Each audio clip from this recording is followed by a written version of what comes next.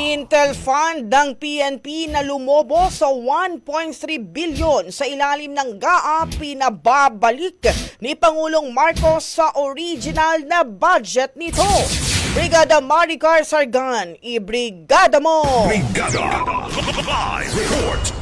Inatasan ni Pangulong Ferdinand Marcos Jr. ang Department of Budget and Management na ibalik sa orihinal na budget ang Intelligence Fund ng Philippine National Police. Ito'y matapos matuklasan sa budget review ng Pangulo kasama si Department of Interior and Local Government Secretary John Vic Rimulya na nadagdagan ng 500 million pesos ang Intel Fund ng PNP sa ilalim ng General Appropriations Act. Sa press briefing sa Malacanang, sinabi ni Rimulya na mula sa orihinal na 820 million na nakalagay sa National Expenditure Program, lumobo ito sa 1.3 billion sa ilalim ng GAA. Kumpiyansa naman ang DILG na kahit ibalik ang Intel Fund ng PNP sa orihinal na halaga, magiging sapat pa rin ito para sa kanilang operasyon.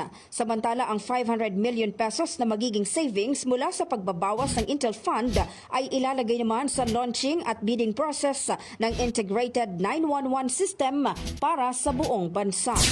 In the heart of changing lives, ito si Brigada Maricar Sargan ng 105.1 Brigada News FM Manila, The Music and News Authority. Ronda Brigada. Ang bahaging ito ay hatid sa atin ng Power Cell Salabat, ginhawa ng bawat nangangarap.